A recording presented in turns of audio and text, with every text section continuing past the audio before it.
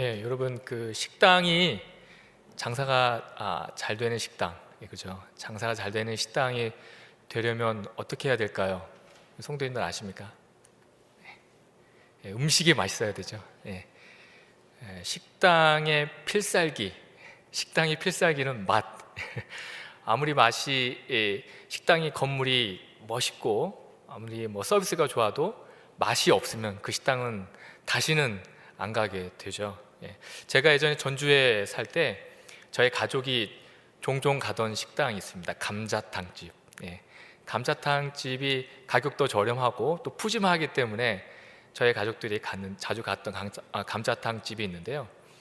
그 감자탕집은 어디에 위치해 있냐면 대로변에 위치한 게 아니라 이렇게 골목길, 일반 주택가에 있는 골목길 안에 이제 그 일반 주택을 개조해서 만든 감자탕집이었습니다.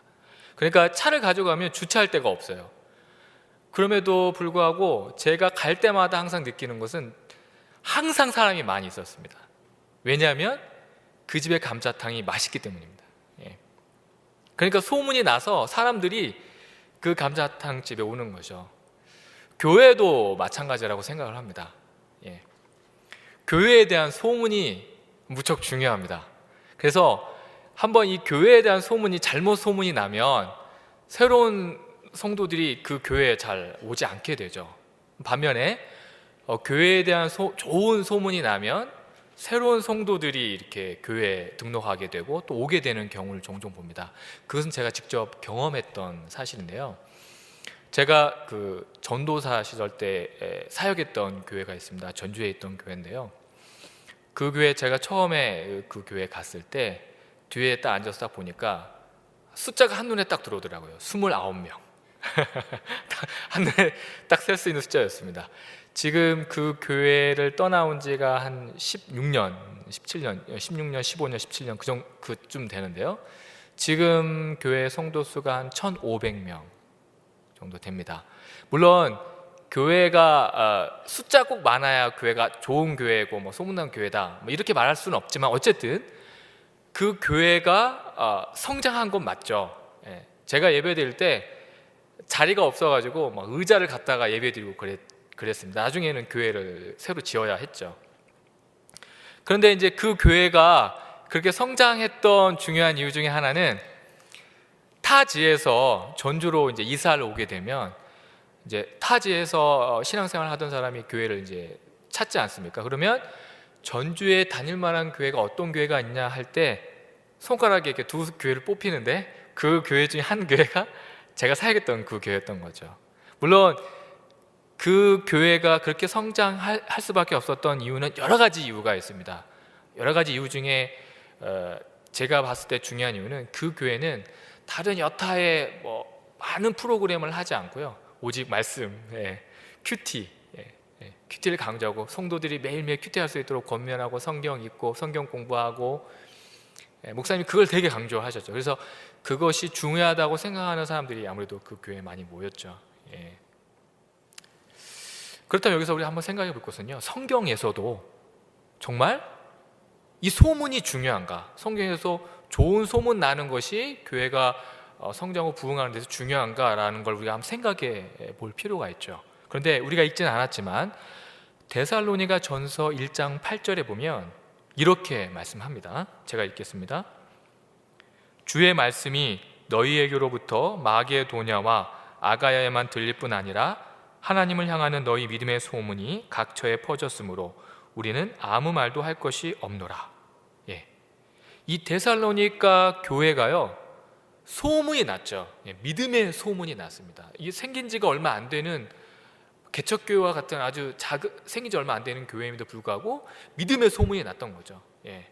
그렇다면 교회의 이 믿음의 소문이 어떤 소문이 나야 교회가 성장할까? 우리가 좀 고민해 볼 필요가 있는 것이죠. 한국에 있었던 일인데요. 어떤 교회는 이 교회에 좋은 소문을 내기 위해서 교회에다 플랜카드를 이렇게 걸었습니다. 플랜카드를 걸어놓고 어떻게 걸어놨냐면 우리 교회 목사님은 박사 목사님입니다. 박사 목사님 설교 들어오세요. 이렇게 교회에다가 플랜카드, 박사님이라고 플랜카드를 걸었죠. 우리가 생각 약간 우습지만 그러나 그 교회는 그렇게라도 해서 교회에 소문이 나서 성도들이 오기를 바랬던 것이죠.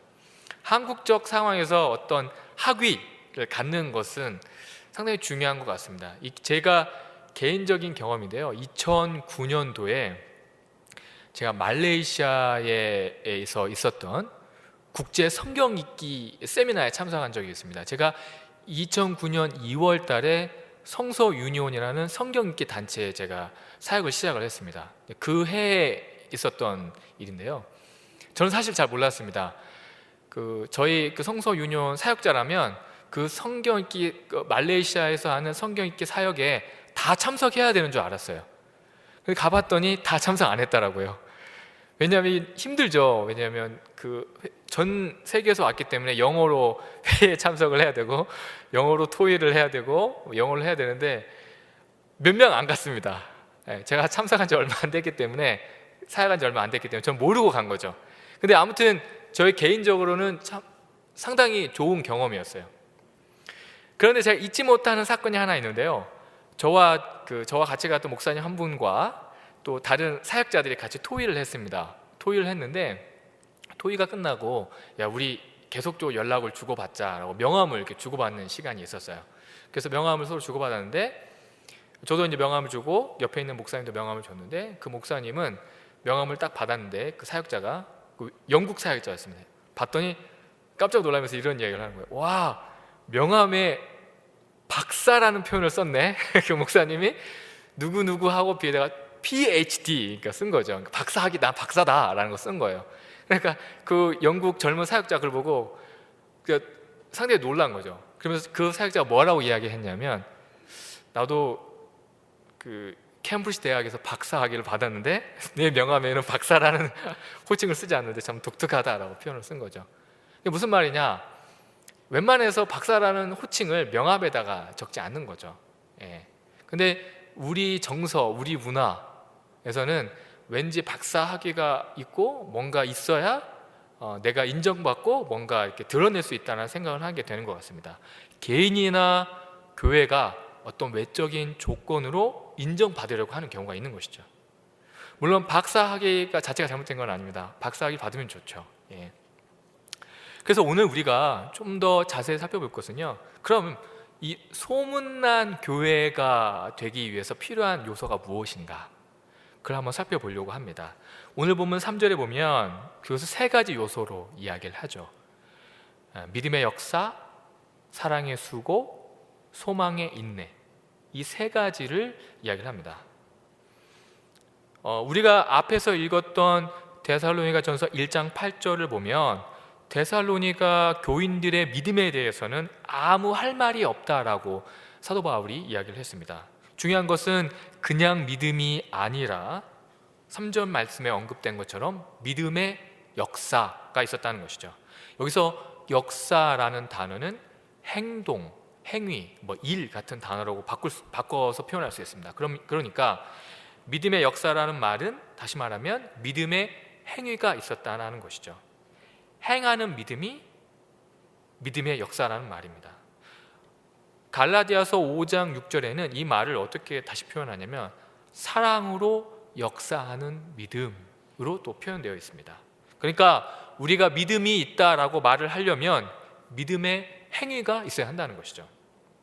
그러면 믿음이 생겼다고 한다면 우리의 행동에 어떤 변화가 일어나게 될까요? 우선 믿음이 생겼다라고 하면 첫 번째로 믿음이 생긴 사람들이 첫 번째로 하는 행동이 예배에 참석하게 되겠죠. 왜 교회에 나와서 믿음 생활을 하려면 교회에 나와야 되지 않습니까? 예배에 나오게 되겠죠. 예배에 참석하게 됩니다. 그런데 정말 예배에 참석했다고 그 사람이 믿음이 있는가? 라고 단정적으로 말하기는 또 어렵습니다. 왜냐하면 예배에 나온다고 해서 다 믿음이 있다고 말할 수는 없습니다. 왜냐하면 믿음이 없어도 예배에 참석할 수는 있죠. 그럴 수 있습니다. 그렇다면 믿음의 행동이 무엇인가? 오늘 3절에서는 그것에 대해서 구체적으로 우리에게 설명해 주지는 않습니다. 그런데 데살로니가 1장, 데살로니전서 1장 9절과 10절을 보면요, 이렇게 말씀합니다. 한번 제가 읽겠습니다.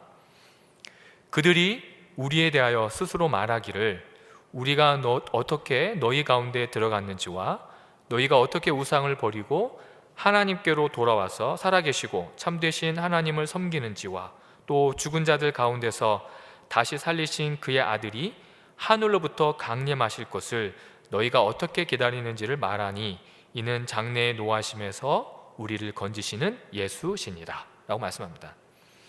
9절에 언급된 이 우상은 복수의 뜻을 가지고 있습니다. 그러니까 우상들이죠.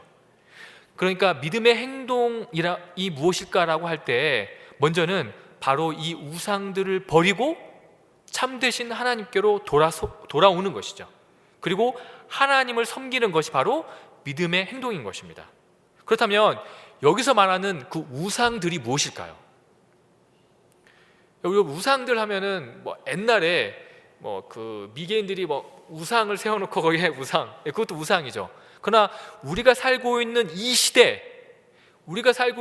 시대의 우상들이라고 하면 몇 가지가 있을까요? 첫 번째는 돈이 우상이 될 수가 있습니다.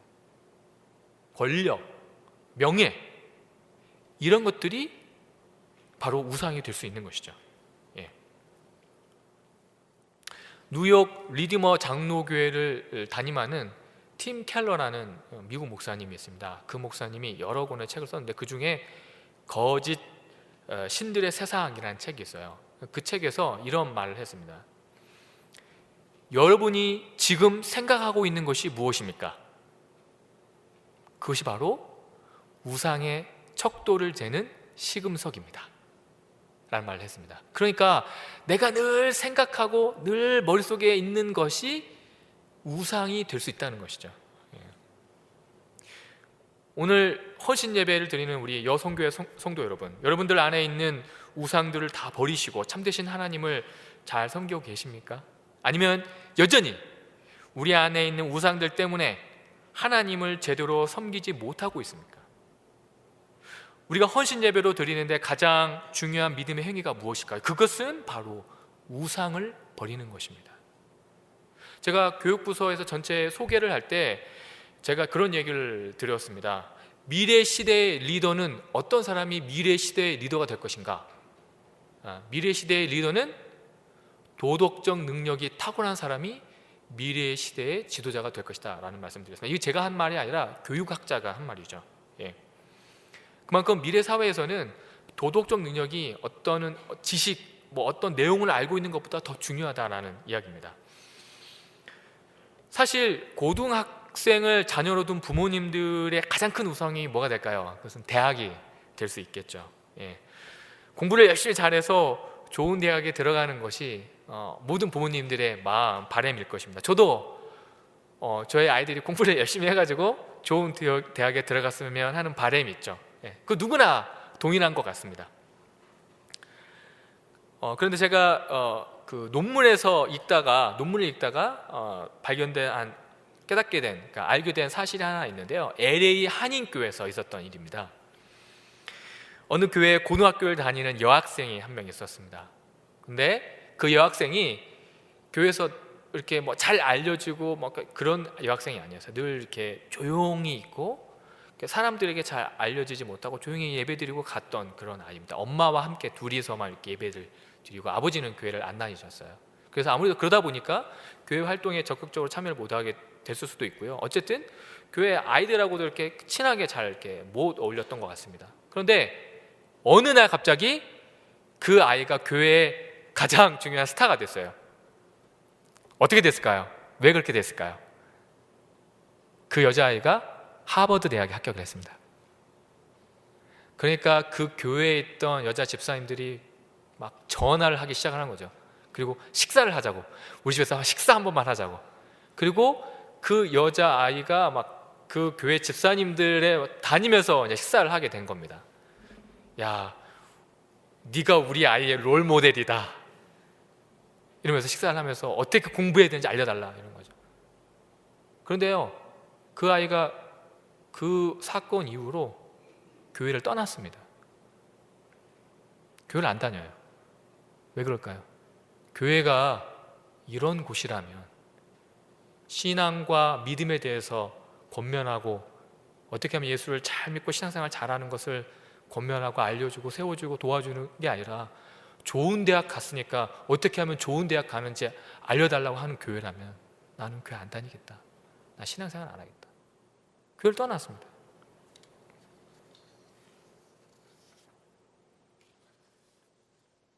물론 그 교회 모든 성도들이 다 그랬다고 말할 수는 없겠죠. 그러나 그 교회 몇몇 성도들이 신앙보다 대학이 더 중요한 것처럼 보이게 한 것이 그 아이의 신앙을 떠나게 한 중요한 요인이라는 것입니다. 교회에 다니지만 여전히 하나님보다 우상을 더 섬기고 있는 모습을 보여준 것이죠. 여러분, 가장 중요한 믿음의 역사는 말씀으로 사람이 변화되는 것입니다. 우상을 섬기던 자가 하나님을 섬기는 것이 가장 큰 믿음의 역사가 아닐까요? 오늘 본문 2절을 보면요, 이렇게 말씀합니다. 우리가 너희 모두로 말미암아 항상 하나님께 감사하며 기도할 때에 너희를 기억함은 이라고 말씀합니다. 사도 바울이요, 데살로니가 교회를 생각하며 감사하며 기억하는 것이 무엇입니까? 너희 모두라고 이야기합니다.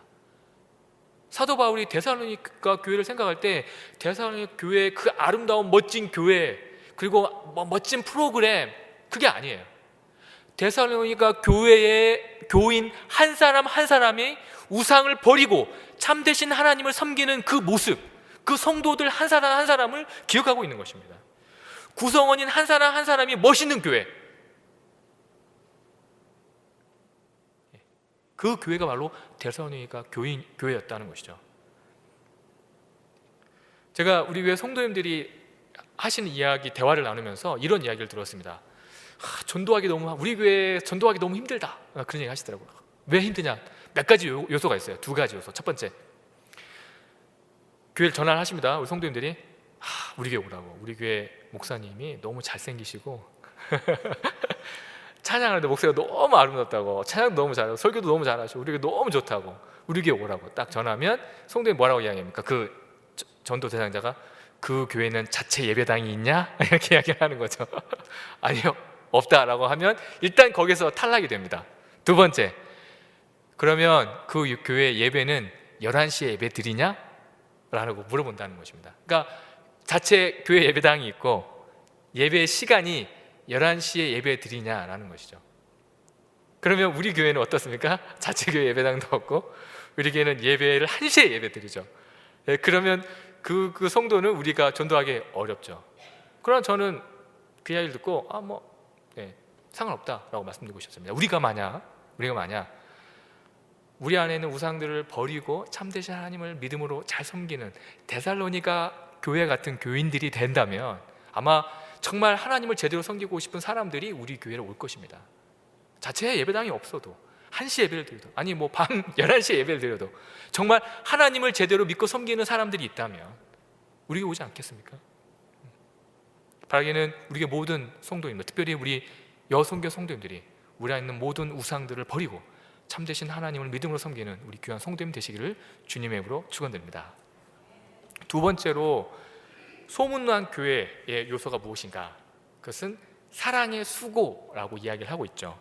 여기서 사용된 이 수고라는 단어는요, 소비된 고통, 지불된 고통이라는 뜻을 가지고 있습니다. 그러니까 즉 사랑이라는 것은 감상적인 단어가 아니라 피와 땀과 눈물이 뒤범벅된 고통의 수고가 있다는 것이죠. 하나님의 사랑이 바로 그런 지불된 수고, 고통의 수고를 하셨죠. 그것은 바로 자신의 독생자인 예수 그리스도를 이 땅에 보내셔서 십자가에 죽도록 내버려 두신 것이죠. 하나님의 사랑이 바로 그런 사랑입니다. 정호승 시인이라는 시인이 있는데요, 그 시인이 수필집을 낸 수필집 중에 하나가 인생의 힘이 되어준 한마디라는 책이 있습니다. 그 책 내에 있는 내용 중에 이런 표현이 있어요. 색채는 빛의 고통이다. 우리가 아름답게 느끼는 색채가 빛이 고통을 입어낸 것이라는 말인데, 이 말은 독일의 문호인 괴테가 한 말이라고 합니다. 즉 아름답게 보이는, 우리가 보이는 아름다운 그 광경들이 다 고통의 선물이라는 것이죠. 제가 미국에 가서 좋았던 것은 다 지나가는 곳곳마다가 다 아름다운 풍광이 너무 멋있죠. 저는 특별히 새벽 예배 끝나고 집에 갈 때 그 안개가 그 넓은 잔디 위에 안개가 쫙 끼어오르는 것을 딱 보면요 너무 아름다워요. 아마도 우리 교회 성도님들 중에 골프 좋아하시는 분 많잖아요, 그죠? 골프 치러 갈 때, 새벽에 갈 때 골프장에 딱 갔을 때 안개가 쫙 끼어있고 골프를 나 혼자 딱 치러 갔을 때 그런 기분이 들지 않을까? 이런 생각도 한번 해봤는데요. 뭐 그런 것 같습니다. 보는 곳곳마다가 아름다운 광경이 있죠. 그런데 제가 잊지 못하는 미국에서 경험한 아름다운 광경이 있습니다. 그것이 무엇이냐면 그랜드 캐니언에서 봤던 광경입니다. 근데 그랜드 캐니언 가보니까 첫 번째로는 그 웅대함에 압도되고요. 두 번째로는 그랜드 캐니언에서 제가 캠핑을 했는데요.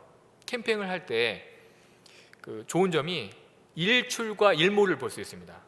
근데 그랜드 캐니언에 딱 가서 해가 지는 일몰을 보려고 정말 많은 사람들이 아름다운 그 장소, 그 뷰가 좋은 장소에 딱 서 있죠. 저도 이제 그 장소에 가서 저희 가족들이 모두 저녁에 해가 지니까 춥더라고요. 막 덜덜 떨면서 그 해가 지는 아름다운 광경을 봤습니다. 정말 아름답더라고요.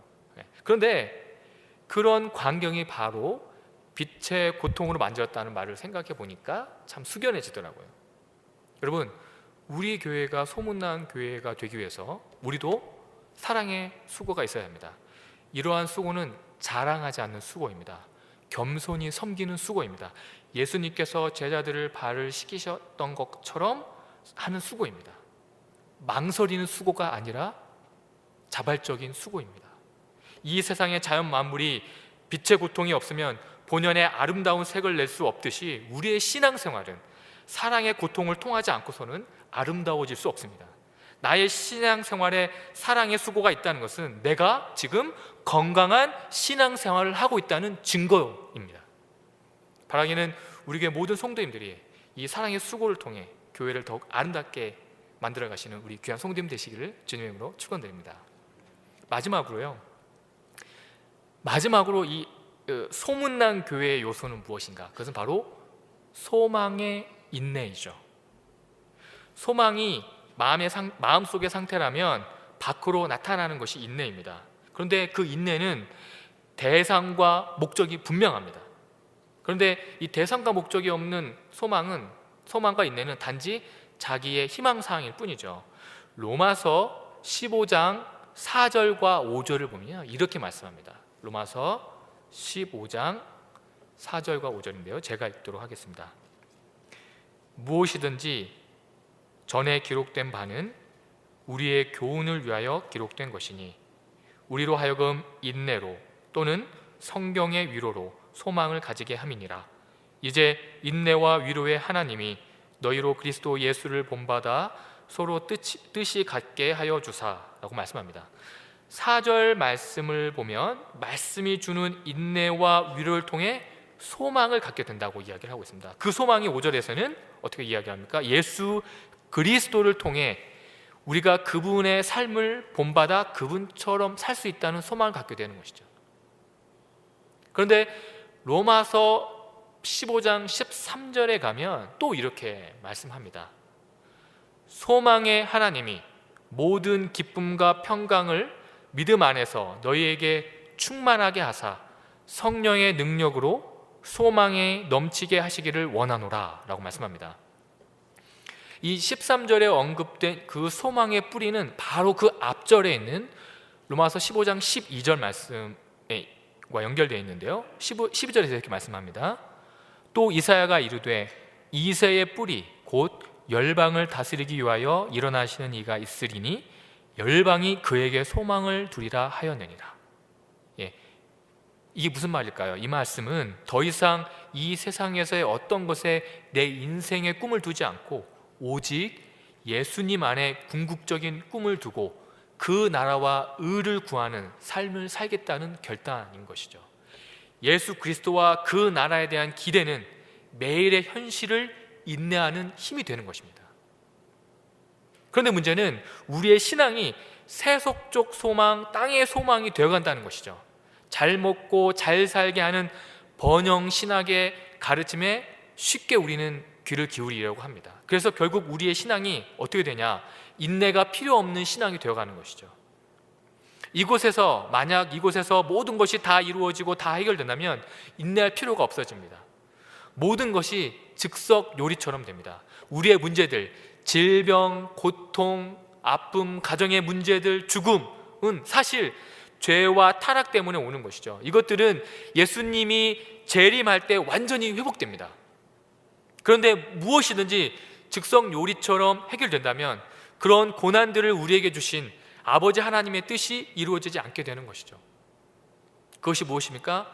내가 고난 가운데서 인내함으로 하나님을 바라보며 하나님의 뜻에 나를 쳐서 복종하여 순종과 변화의 삶을 향해 성장해 가는 것이죠.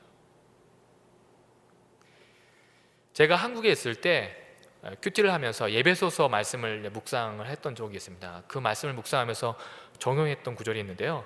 그 말씀이 예배소서 5장 25절입니다. 예배소서 5장 25절인데요. 제가 읽겠습니다.